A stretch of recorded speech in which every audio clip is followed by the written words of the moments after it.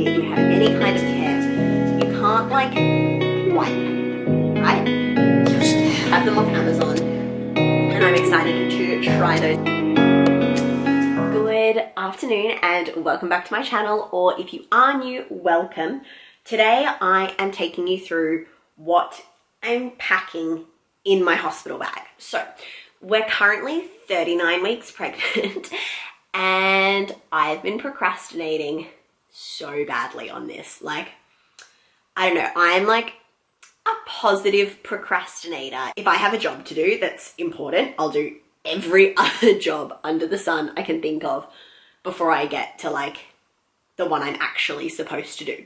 So it's not too bad because I've gotten heaps of other stuff done, but I've really been like letting this go, and it is at the point where I just need to do it. I hate packing though. I pack like the night before. With my first, I actually went into labor before I had packed my hospital bag because we did go at 37.5 weeks.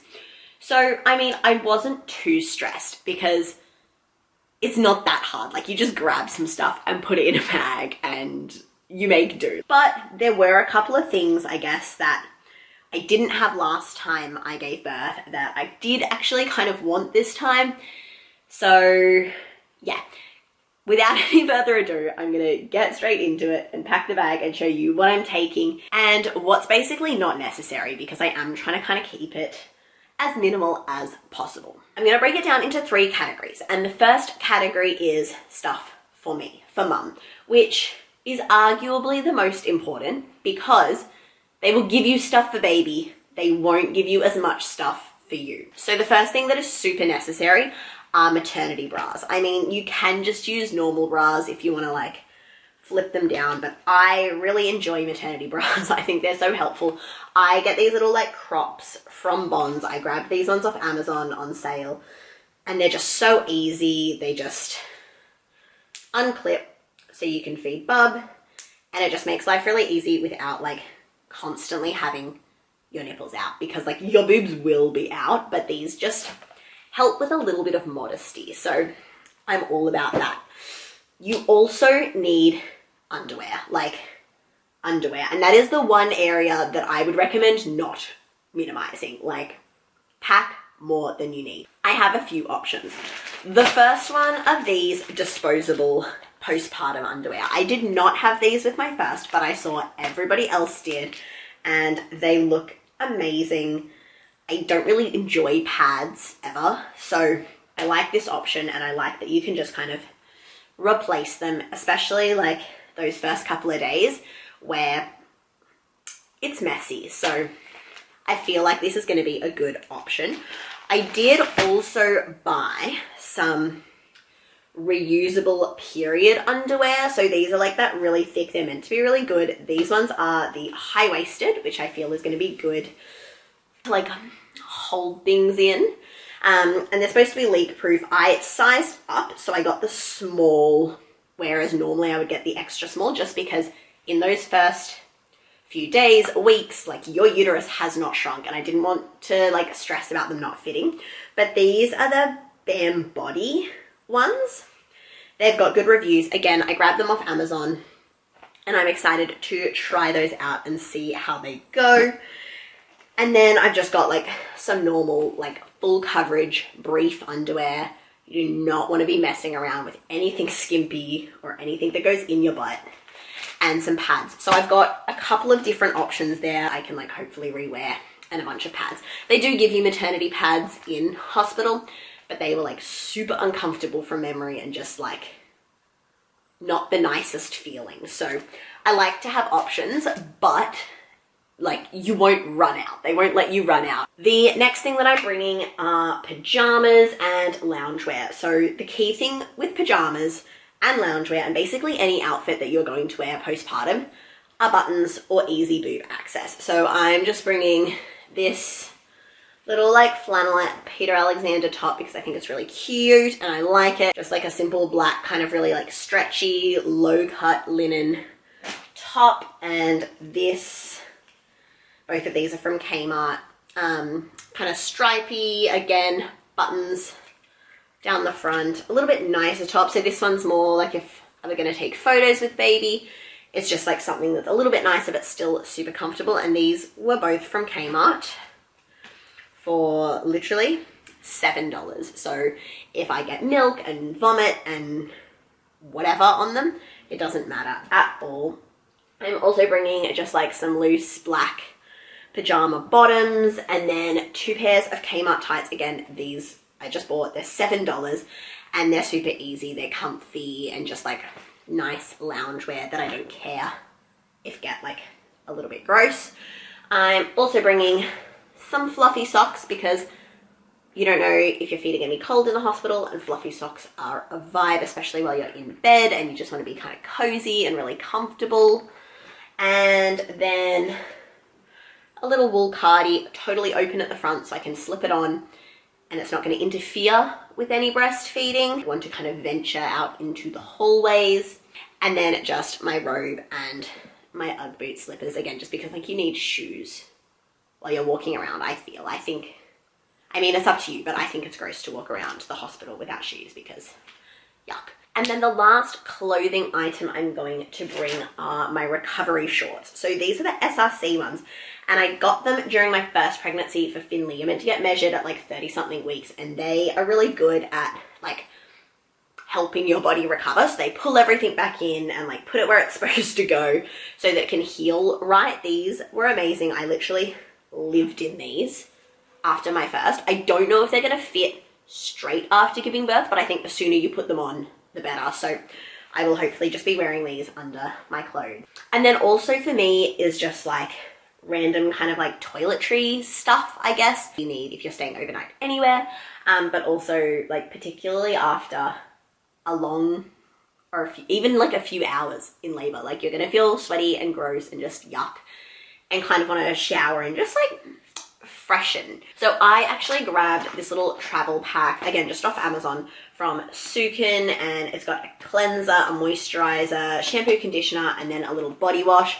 I think from memory, there's probably like body wash at the hospital, but I like something a little bit gentler on my skin. I'm also bringing deodorant because you need that to not smell. Dry shampoo. This was something I wish I had in hospital for my first. I was like at the point where I needed to wash my hair but hadn't when we went into labor. So by the time we got out of hospital 3 days later, it was beyond gross. And in all of the photos, all I can see is how oily and disgusting my hair is. So I think this is a good thing to have just in case. Also bringing my belly butter just to like rub on my stomach, just to kind of keep it moisturized as it does go down. You don't want it to be stretchy or like anything like that. And then some lanolin nipple cream. Just as you do start your breastfeeding journey, it can sometimes be a little bit painful. So I think this is a really good thing to have on hand. And then a little makeup bag. I am obviously not going to be like full glam or anything like that. This is really just basics. In here I've got my mineral powder, a little bit of concealer, a mascara, and my brow pencil and brow gel. So it's just like for like this kind of look, super natural, because believe it or not, after pushing a human out of you and then getting 0 sleep, you don't always look your best. So if you do not have a peri bottle, I definitely recommend this. Again, I didn't get one of these with Finley because I didn't even know about them until afterwards. But basically, even if you have a C-section, I think you're still really sensitive and everything there. But particularly if you have a vaginal birth, and even more particularly if you have any kind of tear, you can't like wipe, right? Because ouch. So you need to like clean yourself. And you do that by just like squirting a little bit of water. So I literally had like a pump water bottle that I was like trying to squirt up. And I remember it was so funny. Every time someone would come over to my house, they would like take this water bottle out of the bathroom and be like, oh, I don't know who left this in here. And I was like, oh no, that's mine. That's gotta stay. But anyway, the peri bottle is a much better alternative to that. So if you haven't seen one, you basically just fill this cavity with water and then you can just like squirt that up to keep things nice and clean and nice and fresh and pain-free. So I'm definitely packing that, and I think that is going to be a huge help. It was very inexpensive, and I think, yeah, just worth it in my opinion. And finally, a hairbrush because, yeah. Now for baby, like I said, they actually give you most stuff that you need for baby while you're in the hospital. So I've been pretty minimal there. I've got 3 outfits, so little like long sleeve vests and then onesies in the preemie size, and then also 3 in the newborn size, just because I don't know how big Bub is gonna be when they come out. I've gone super plain, like just like plain little white cozy suits, and then something a little bit cuter to maybe come home in or get any pictures in, and like, look at the little bears. So cute. So I've got 3 vests and 3 onesies for both sizes, and that's it. I've got a little beanie just to keep Bubby's head warm.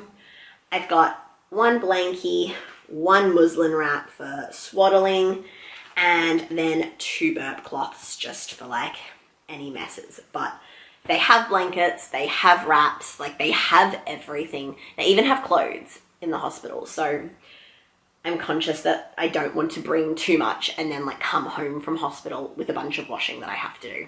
Also for Bub, I am bringing a little pseudo cream. I'm pretty sure they have this at the hospital, or they have like something, but I'd rather be safe than sorry. So I'm just bringing this tiny little travel one that lives in my baby bag anyway.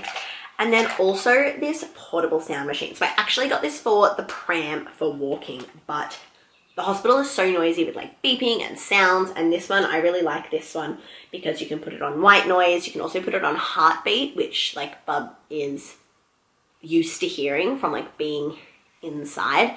So I thought this would be really nice just in case Bub is, you know, having difficulty sleeping, or just to like make the environment a little bit calmer and a little bit nicer as they are, you know, welcomed out into this big, bright, noisy world. And then in terms of miscellaneous things that I will be bringing that are kind of going to be useful for labor. So for me, I didn't really want much while I was in labor. I will be bringing my own pillow because comfort is key, and like there's just nothing like having your own pillow. So I will be bringing my own pillow, but I obviously can't pack that because I'm like still sleeping on it. I will also be bringing my phone charger because, again, you need to charge your phone.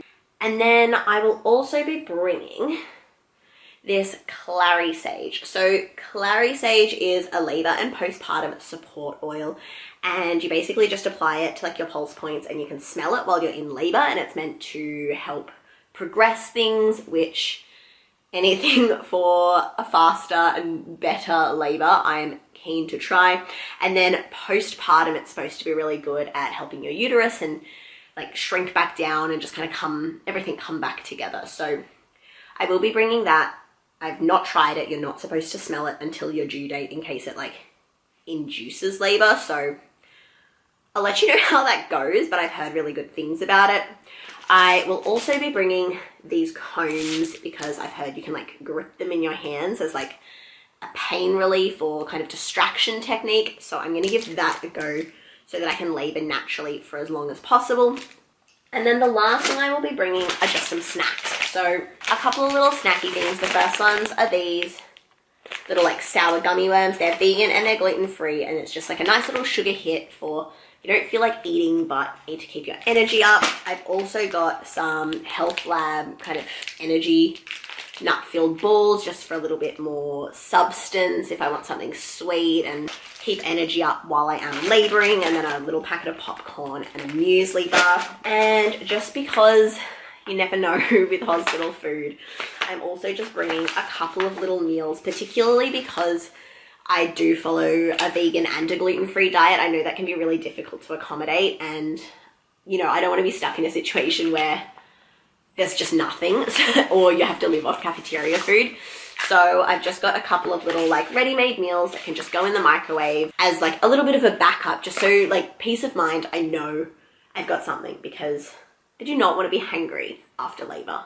But anyway, that is what I am packing in my hospital bag. Let me know in the comments below if there is anything you think I have missed, or if you have any questions about anything that I'm putting in or why. But thank you guys so much for watching and have a wonderful day.